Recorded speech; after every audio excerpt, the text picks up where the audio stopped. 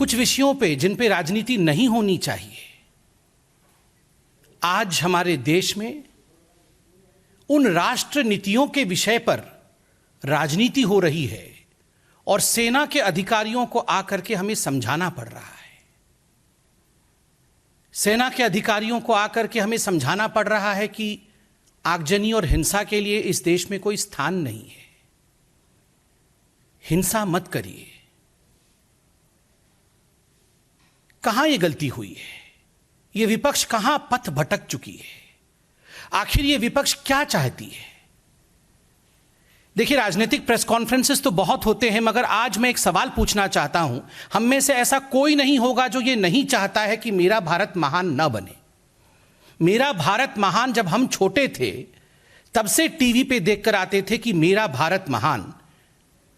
इस पे गाने लिखे जाते थे, इस पे गीत सुनाए जाते थे मेरा भारत महान पे। मगर मेरा भारत महान कैसे बनेगा अगर रिफॉर्म नहीं होगा? मेरा भारत महान कैसे बनेगा अगर परफॉर्म नहीं होगा? और मेरा भारत महान कैसे बनेगा अगर ट्रांसफॉर्म नहीं होगा? और अगर प्रधानमंत्री अपने खून पसीने से 24 घंटे काम करके रिफॉर्म, परफॉर्म और ट्रांसफॉर्म के पथ पर चलते हैं, अग्नि पथ पर चलते हैं, ताकि हमारा देश आगे बढ़ सके, मेरा भारत महान बन सके, तो मुझे तकलीफ इस बात की होती है इस राष्ट्र नीति को कुछ लोग हजम नहीं कर पाते हैं, इस पर भी राजनीति करते हैं। अग्निपथ स्कीम एक ऐसा ही विषय है जिस पर राजनीति बिल्कुल नहीं होनी चाहिए। जंतर मंतर, सत्याग्रह इत्यादि के नाम पर आज हम राजनीति, कोरी राजनीति देख रहे हैं। बंधुगण, आज के प्रेस कॉन्फ्रेंस से जो हमें लेफ्टिनेंट जनरल और आर्मी के बाकी बड़े अधिकारियों ने समझाया, 14 तारीख को जो आदरणीय राजनाथ सिंह जी ने समझाया, एक बात बिल्कुल स्पष्ट है, और वह विषय है कि जो अग्निपथ स्कीम है ये क्या चाहती है?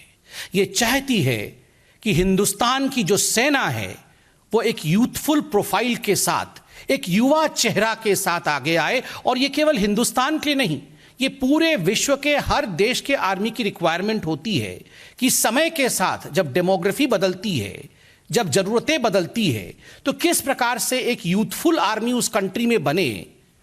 उस देश के नेता, उस देश की आर्मी इसकी चिंता करती है। आज आप सब ने सुना कि लेफ्टिनेंट जनरल पुरी ने कहा कि यह कोई चिंता आज का नहीं है। This issue went back to 1989।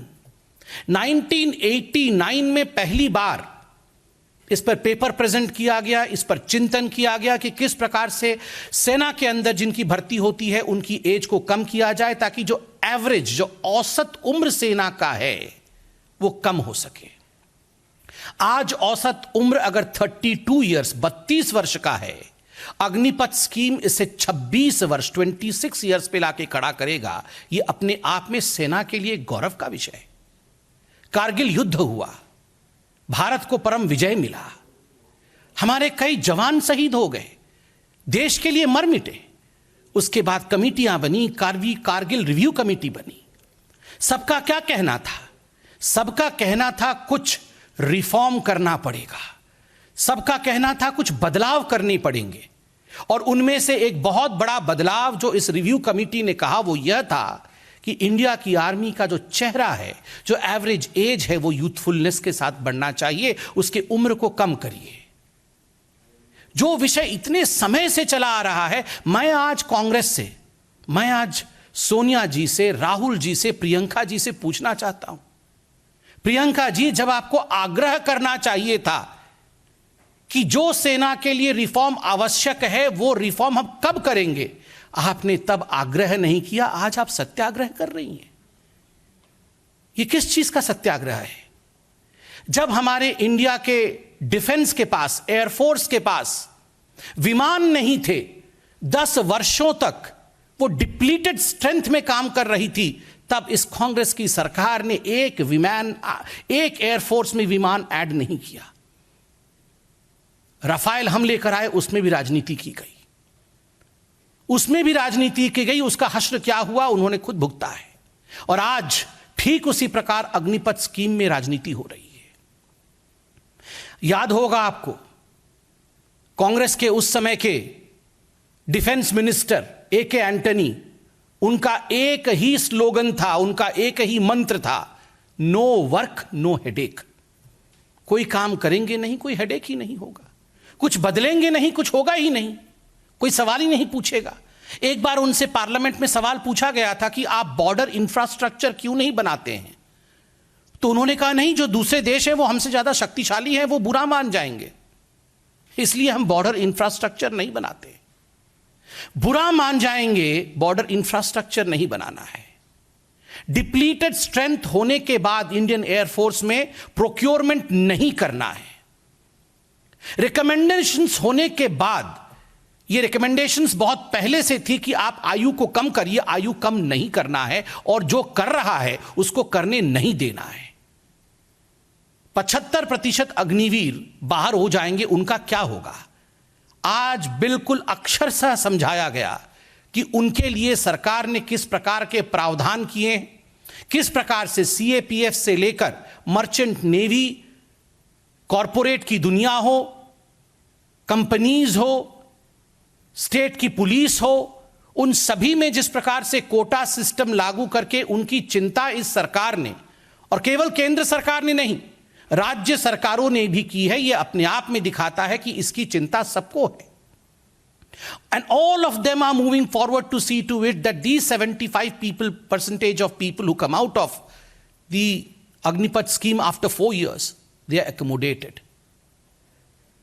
ये सब कुछ होने के बावजूद कुछ ऐसे लोग हैं जो इस प्रकार का बयान कर रहे हैं जो आज दिल को दहला देता है। दिग्विजय सिंह जी ने आज क्या कहा? दिग्विजय सिंह जी आज कह रहे हैं कि इन बच्चों को आप लेकर shoot to kill, you are teaching them shoot to kill, और 4 साल बाद जब ये shoot to kill quote unquote सीख के बाहर आएंगे तो ये देश में क्या करेंगे? इनका एक नेता राजस्थान में कह रहा है वो नक्सली बन जाएंगे। राहुल जी, प्रियंका जी, देश के युवकों पे आपको इतना भी भरोसा नहीं है? If they are trained to be combat fighters, if they are trained to be in the army, they will turn naxals.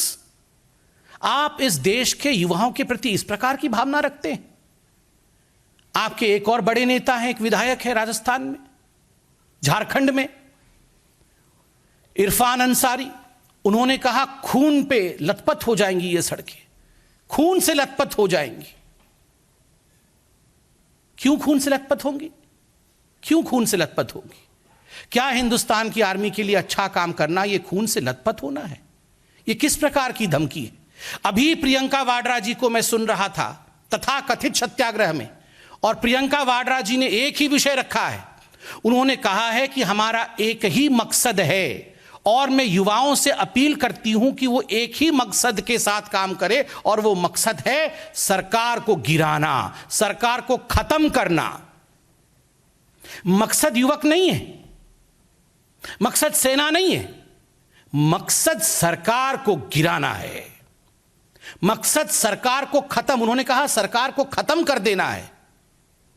जो काम इनकी पार्टी नहीं कर पा रही है, जनता जनार्दन आज कांग्रेस के साथ खड़ी नहीं है, आज प्रियंका वाड्रा वो अपील कर रही है।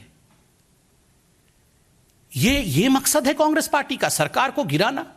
मुझे दुख होता है आज राजनीति कहां पहुंच गई है। आप सोच के देखिए, ये वही कांग्रेस पार्टी है, और ये जो विपक्षी दलों में से कुछ विपक्षी दल अपने आवाज को बुलंद करने की चेष्टा कर रहे हैं, ये वही लोग हैं जिन्होंने एयर स्ट्राइक और सर्जिकल स्ट्राइक तक को नहीं छोड़ा था। एयर स्ट्राइक और सर्जिकल स्ट्राइक में भी इन्होंने राजनीति की थी, और जिस प्रकार से मुझे याद है उस समय भी आर्मी के जवानों को, आर्मी के अफसरों को सामने आकर एक्सप्लेनेशन देना पड़ा था, उनको खुलासा करना पड़ा था कि किस प्रकार सर्जिकल स्ट्राइक एक तथ्यात्मक सत्य है, वो हुआ था, वो भ्रामक नहीं था, वो मिथ्या नहीं थी। डोकलाम जब हुआ तो राहुल गांधी चीनी टेंट के नीचे पकड़े जाते हैं, और आज देश के साथ खड़े होने का नाटक रचते हैं। लोगों को मिस इन्फॉर्म करना, बच्चों को गलतफहमी में डालना, संस्थाओं को भड़का करके इस प्रकार की आगजनी कराना, यह उचित नहीं है। हम भी नहीं चाहते हैं कि इन विषयों पर राजनीति हो। On the issues of army, on the issues of recruitment, on the issues of safety of the country, on the issues of security of this country, we should all stand together, tall as Indians, not as people from BJP, people from Congress, people from RJD or from other political parties. ये political party के नहीं, हम भारतीय हो के खड़े हो, ये हमारी इच्छा है, ये हमारी चाहत है। दिग्विजय जी, ना हमारे युवक नक्सल थे, ना हमारे युवक नक्सल बनेंगे। आज मोदी जी ने, आज हिंदुस्तान की आर्मी ने अग्निपथ के स्कीम के माध्यम से देश के सुरक्षा का बागडोर युवाओं को सौंपा है। आप सोचिए, हमारे प्रधानमंत्री, हमारी आर्मी और हमारे देश की जनता युवाओं पे कितना भरोसा करती है। आज सुरक्षा के लिए युवाओं को यह कमान दिया गया है देश का, और हम सबको विश्वास है ये जो युवक हैं, they will pass this test, they will protect their motherland. ये पूरी तरह से खड़े होकर हमारे देश की रक्षा कर पाएंगे, ठीक उसी प्रकार जैसे आर्मी, नेवी और एयरफोर्स अब तक करती आई है। आप याद करिए, जब ये प्रोटेस्ट करना इनकी आदत हो गई है, जब ये जैम ट्रिनिटी लेके मोदी जी आए थे, उस समय आधार कार्ड को लेकर किस प्रकार पूरे देश में इन्होंने प्रोटेस्ट किया था, आगजनी की थी, सुप्रीम कोर्ट तक चले गए थे कि ये नहीं होना चाहिए। अगर ये जैम ट्रिनिटी नहीं होता, ये दूरदर्शिता सरकार की नहीं होती, कोरोना के समय सभी के अकाउंट में जो 2000 रुपए गए वो जा पाते क्या? जा पाते क्या? आप खुद बताइए। आज ये जो डायरेक्ट बेनिफिट ट्रांसफर के माध्यम से करोड़ों रुपए देश के बच रहे हैं, thanks to the far sightedness of this government when the government implemented the jam trinity। आप याद करिए, ये वैक्सीन को लेकर राजनीति करते थे। ये कह रहे थे कि वैक्सीन में गाय का खून मिला हुआ है, काफ सिरम है, ये वैक्सीन तो बीजेपी की वैक्सीन है, इसे नहीं लगाना चाहिए। लोग हंसते थे, ये संभव नहीं है भारतवर्ष में इतने इतने करोड़ों लोगों को वैक्सीन लगाया जाना। हो गया ना? आपने विश्वास दिखाया मोदी जी पे, आपने विश्वास दिखाया इस सरकार पे, आपने विश्वास दिखाया भारत की काबिलियत पे, भारत के वैज्ञानिकों पे। हो गया ना? ये वैक्सीनेशन संभव हुआ ना? ठीक उसी प्रकार अपनी सेना पे संपूर्ण विश्वास रखिए। सेना राजनीति का प्लेटफॉर्म नहीं है। पूर्ण विश्वास के साथ सेना के साथ हम सब खड़े हों। सेना का एक ही मकसद है, भारत मां की रक्षा करना। किस प्रकार से हम भारत मां की रक्षा करें, किस प्रकार से हम भारत मां की ताकत को और सुदृढ़ बनाएं, इसमें आगजनी के लिए, हिंसा के लिए, राजनीति के लिए, किसी संस्था के लिए, व्यक्तिगत भलाई के लिए कोई स्थान नहीं है। स्थान है तो सामूहिक भलाई के लिए स्थान है, स्थान है तो सबका विश्वास, सबका विकास, सबका प्रयास, सबको लेकर आगे बढ़ने में ही, इसी मंत्र में ही स्थान है। बंधुगण, मैं इतना ही कहना चाहता था, और आज मैं प्रियंका गांधी जी से पुनः आवेदन करूंगा कि प्रियंका जी, आपने जो कहा है कि आपका मकसद केवल और केवल सरकार को गिराना है, टू टॉपल द गवर्नमेंट, और सरकार को खत्म करना है। सरकार को खत्म करना आपका मकसद हो सकता है, हिंदुस्तान को बचाना, हिंदुस्तान को बढ़ाना, हिंदुस्तान को रक्षित रखना, यह हमारा मकसद है, यह हिंदुस्तान की आर्मी का मकसद है। और हमेशा याद रखिए, आर्मी और हिंदुस्तान का मकसद ही कामयाब होती है और किसी का नहीं।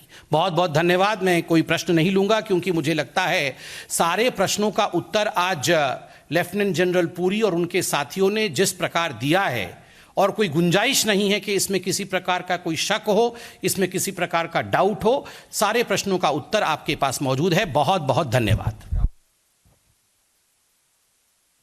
So Sambit Patra there taking on the opposition for politicizing the Agnipath scheme. Remember, just a short while back there was also a joint briefing by the tri-services on the Agnipath scheme, quelling all the concerns and doubts of the army aspirants. In fact, on that